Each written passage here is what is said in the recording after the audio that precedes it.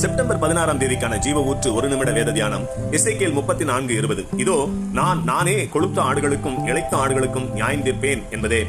உங்கள் கடவுள் ஏன் மனிதர்களுக்குள் ஏற்ற தாழ்வுகளை உண்டாக்கினார் என்று நாத்திகர்கள் தொடர்ந்து கேட்டு வருகின்றனர். கடவுளா உலகத்தில் ஏற்ற தாழ்வுகளை உண்டாக்கினார் என்பதை வேதத்திலிருந்து ஆராய்ந்து பார்ப்போம்.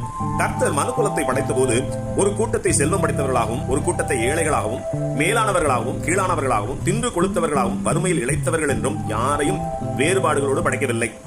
அப்படியானால் இந்த வேறுபாடுகள் பூமியில் மனிதர்களிடையே எப்படி உருவாயிற்று என்ற கேள்வி சிலருக்குள் உருவாகும்.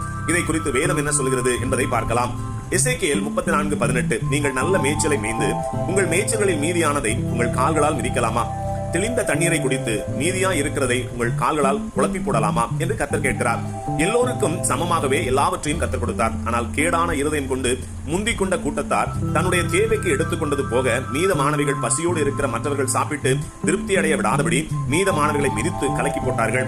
இப்படிப்பட்ட இருதயம் கொண்ட மனிதர்களால் தான் உலகில் ஒருவருக்கொருவர் ஏற்ற தாழ்வுகளும் பாகுபாடுகளும் உண்டாயிற்று. மற்றவர்களுக்கு கிடைக்க வேண்டிய நன்மைகளை அவர்களுக்கு கிடைக்க விடாமல் செய்வதற்கு என்னென்ன வழிகள் உண்டோ அது எல்லாவற்றையும் செய்து கெடுப்பதில் ஒரு சந்தோஷம் கொள்வார்கள். சுயநலம் ஒன்றே இவர்களுடைய தாரக மந்திரமாக இருக்கும். இவர்களை தின்று கொளுத்தவர்கள் என்றும் சொல்லலாம். தின்று கொளுத்ததால் இவர்கள் வலியவர்களானார்கள். இவர்கள் வலியவர்களானதால் மற்றவர்களுக்குரியவைகளை அபகரித்து செல்வந்தர்களும் ஆனார்கள்.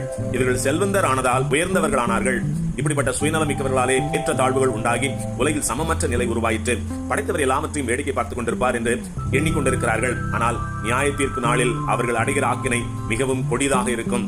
ஆகவே நாம் பெற்றிருக்கிறவைகளில் திருப்தி அடைந்து தேவனுக்கு பிரியமானவர்களை நாடுவோம். ஆமேன். அல்லேலூயா.